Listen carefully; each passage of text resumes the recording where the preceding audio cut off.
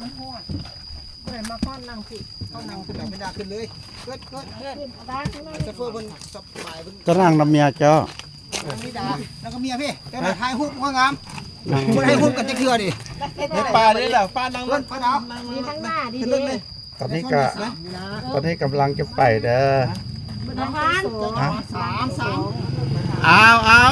ไว้หน้าพี่เน่ไว้หน้าพี่เน่ เดี๋ยวเราทั้งนั้นเลย สินั่งได้ ได้มานั่ง มานั่งพี่แม่มานั่งพี่นั่งนี่นั่งนี่นั่งด้วย เจ็บ นั่งนั่ง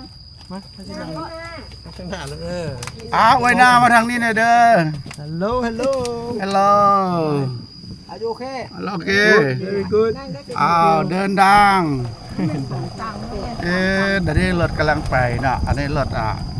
สำหรับแลนขึ้นภูอยู่น้ำเปลี่ยนจระป่าเนาะเดี๋ยวนี้ทีมงานของเรากำลังจะก้าวเดินไป